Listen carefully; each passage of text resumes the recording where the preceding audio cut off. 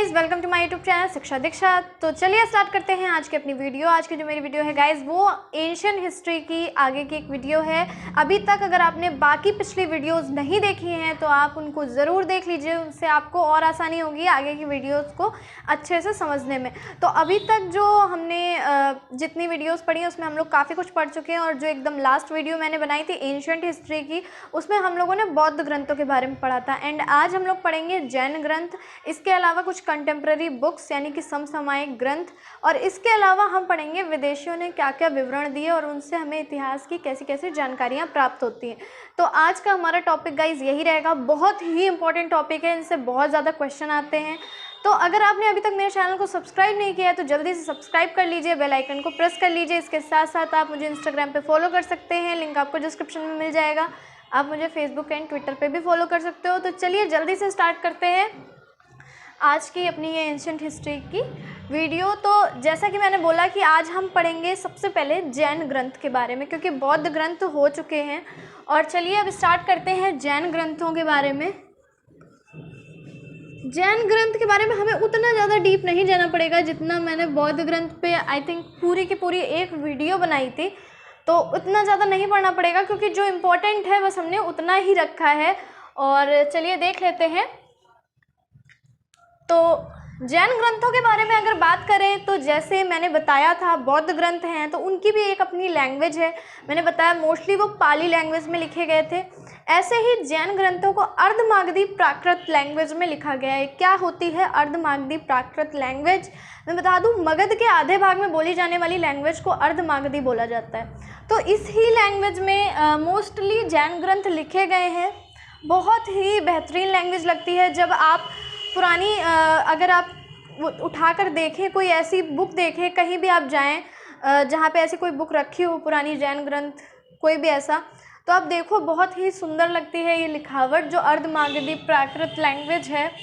कुछ कुछ संस्कृत का विकृत रूप भी लगता है। तो चलिए बात करते हैं कि ये तो हो गई लिपि की बात कि अर्धमागधी लैंग्वेज में लिखी गई थी। इसके साथ साथ क्या होते हैं जैन ग्रंथ, कितने होते हैं, ये सब भी जान लेते हैं। तो जैन ग्रंथों में सबसे पहले मैं ये इम्पोर्टेंट बात लिख दूं, जैन ग्रंथ की रचना अर्धमागधी प्राकृत में की गई है। ठीक है, तो ये चीज इम्पोर्टेंट है, अर्धमागधी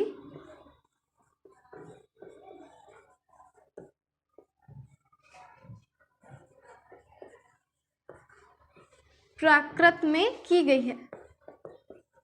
कुछ इंपॉर्टेंट पॉइंट्स मैं ज़रूर लिख दूंगी जिनको आपको अच्छे से तैयार करना है।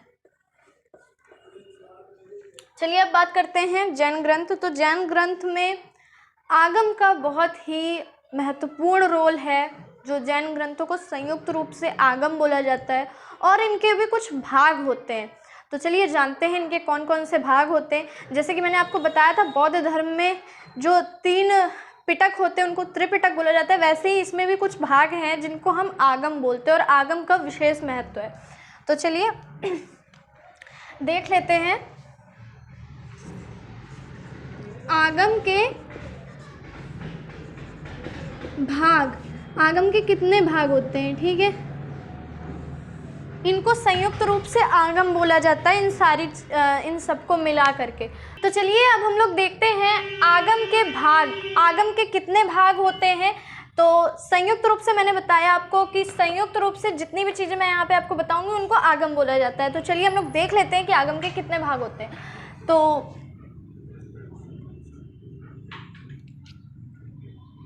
12 अंग, ये चीज़ आपको बहुत ही अच्छे से याद रखनी होगी।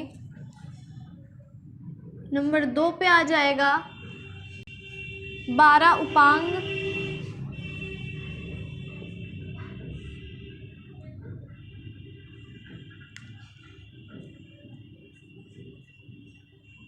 नंबर 3 पे आ जाएगा 10 प्रकीर्ण,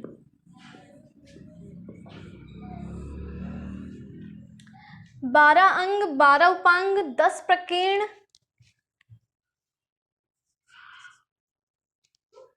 6 छेद सूत्र।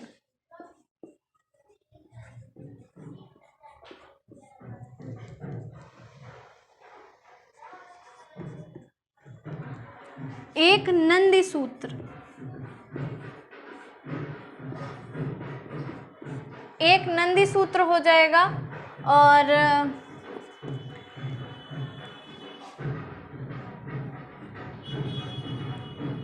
एक अनुयोग द्वार,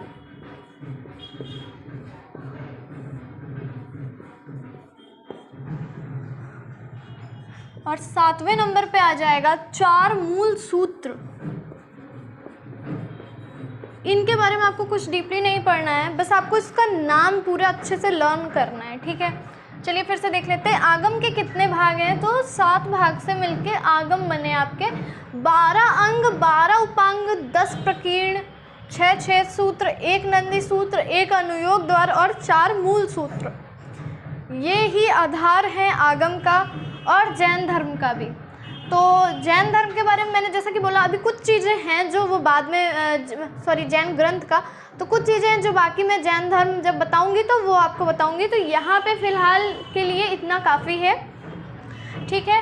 और अब चलिए हम देख लेते हैं कुछ कंटेम्प्रेरी बुक्स यानी कि समसामयिक ग्रंथों के बारे में, समसामयिक किताबों के बारे में। अगर आपने मेरी पहली वीडियो देखी होगी तो उसमें मैंने सब बताया था कि मैं कैसे कैसे क्या क्या बताती जाऊंगी आपको।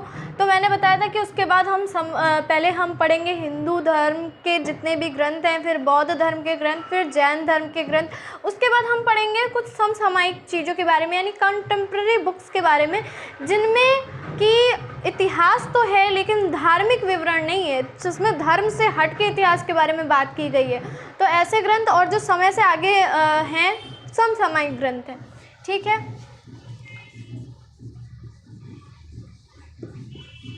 समसामयिक ग्रंथ या समसामयिक किताबें, कंटेम्प्रेरी बुक्स।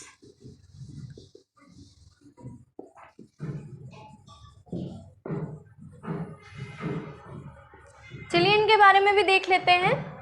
कुछ इंपॉर्टेंट बुक्स हैं जो मैं अभी यहाँ पे लिख रही हूँ, बाकी जब हम लोग पढ़ेंगे तो मैं बहुत सारी बुक्स आप लोगों को बताऊंगी।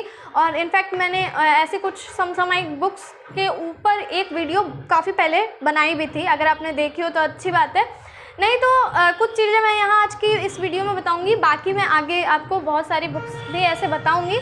फिलहाल जो हमारे यहाँ पे काम किए हैं तो उनको हम लोग देख लेते हैं। तो पहली हो गई अर्थशास्त्र।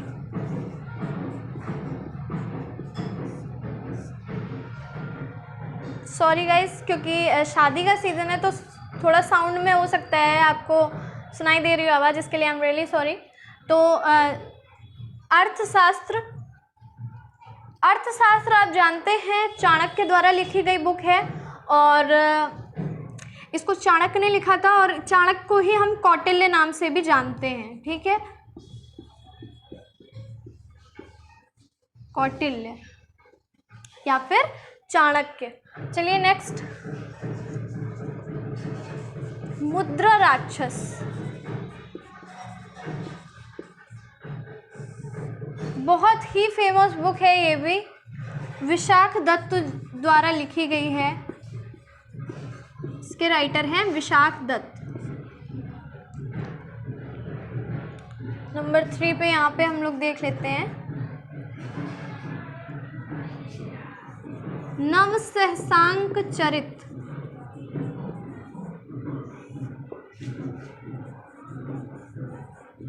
मैं यहाँ बुक्स लाइन से लिख दे रही हूँ, उसके बाद हम लोग देख लेते हैं कि किसने क्या लिखा है। हर्षचरित,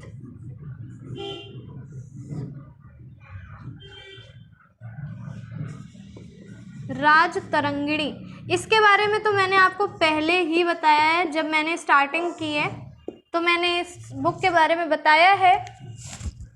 आप लोगों को तुरंत याद आ जाना चाहिए ये चीज़ कि किसने लिखी है, और अगर नहीं याद आए तो भी कोई दिक्कत वाली बात नहीं है, फिर से आप एक बार लर्न कर लीजिए यहाँ पर।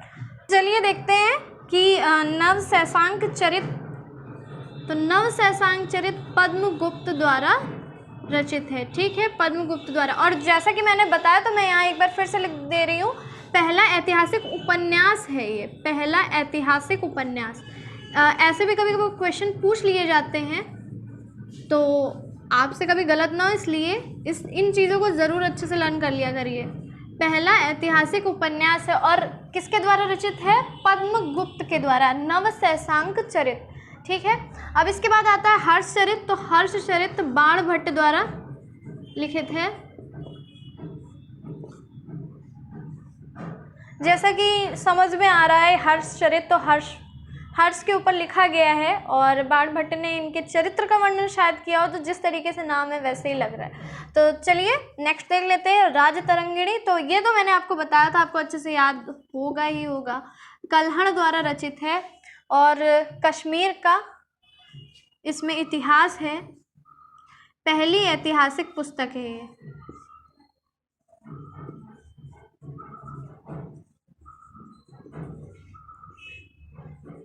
पुस्तक जिसमें कश्मीर का इतिहास है।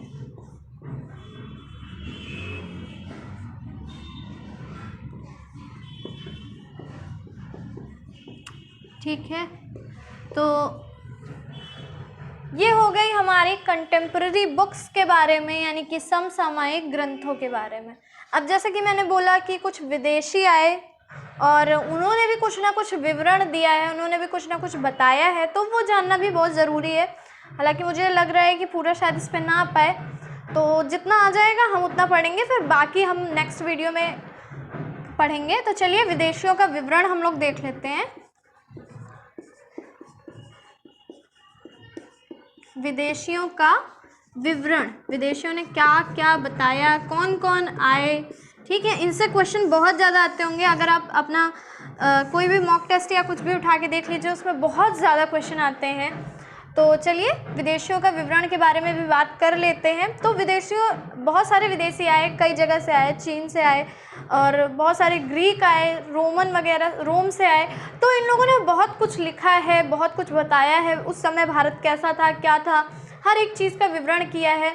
कई सारी ऐसी बुक्स हैं जो अभी बिल्कुल वैसे रूप में नहीं हैं जैसे कि वो लिखी गई थी, लेकिन कहीं ना कहीं कुछ विवरण से हमें पता चलता है।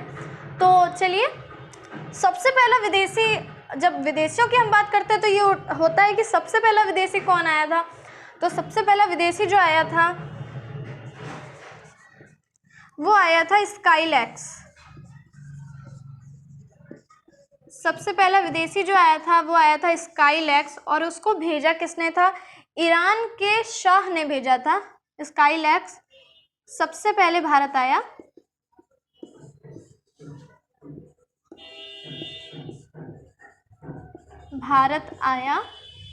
ठीक है, हाँ, सबसे पहले कौन सा विदेशी आया? अगर देश यहाँ पे कोई लगा देंगे तो सबसे पहले में आप ये नहीं लगाओगे, क्योंकि अगर बाई चांस मान लीजिए ये पूछा जाए कि चीन से सबसे पहले आने वाला विदेशी कौन था, तो आप स्काईलैक्स नहीं लगाओगे, सुमा चीन लगाओगे। तो ये होता है कि आपको क्वेश्चन पे भी थोड़ा सा गौर करना होता है कि क्वेश्चन में क्या पूछा गया है, तो एग्जैक्टली हमें वही आंसर देना है जो कि क्वेश्चन में पूछा गया है। तो देखिए, स्काईलैक्स सबसे पहले भारत आया। ठीक है, सबसे पहले भारत आया और किसने भेजा था? ईरान के शाह दारा, यानी कि डैरियस, जिसको डैरियस भी बोला गया है, डैरियस लिखा गया है।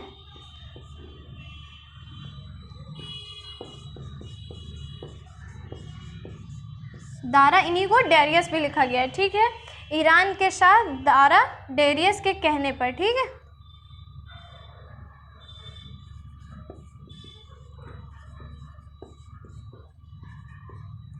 स्काईलैक्स सबसे पहले भारत आया ईरान के शाह डैरियस यानी कि दारा के कहने पर। चलिए, उसके बाद भी कुछ और इम्पोर्टेंट चीज़ें हो जाती हैं कि और क्या क्या है जो हमारे जानने के लिए बहुत ही ज़रूरी है। तो बात कर लेते हैं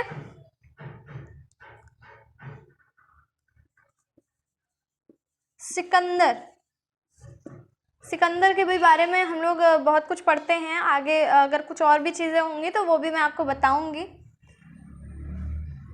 सिकंदर जब भारत आया तो सिकंदर के साथ और भी यात्री भारत आए थे, साथ अनेक यात्री भारत आए।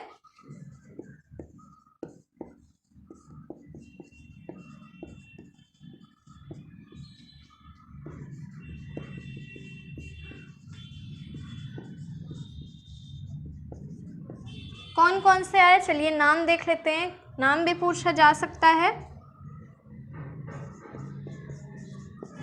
एरिस्टोब्यूलस,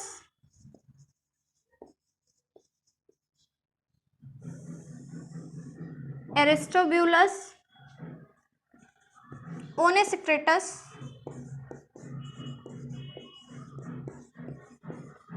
एंड नियार्कस। जो इम्पोर्टेंट नाम है वो मैं लिख दे रही हूँ।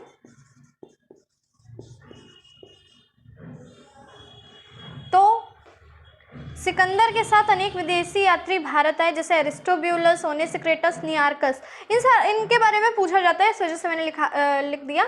और भी कुछ चीज़ें जिन्होंने विवरण दिया उनके बारे में भी देख लेते हैं। तो सेल्यूकस के बारे में आपने सुना होगा। सेल्यूकस ने अपने राजदूत, यानी कि जो उसका राजदूत था उसका नाम था मेगास्थनीज। मेगास्थनीज के बारे में आपने बहुत सुना होगा, ठीक है। तो सेल्यूकस ने अपने राजदूत मेगास्थनीज को भारत भेजा।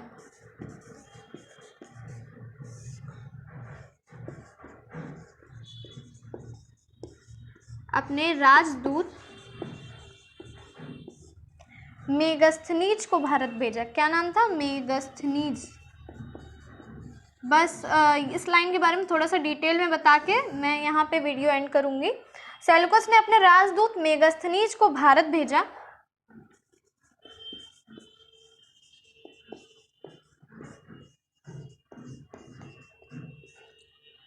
जिसने इंडिका नामक पुस्तक लिखी। मेगास्थनीज ने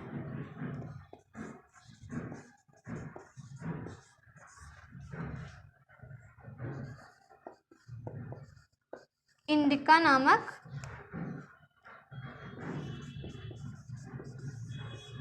पुस्तक लिखी है।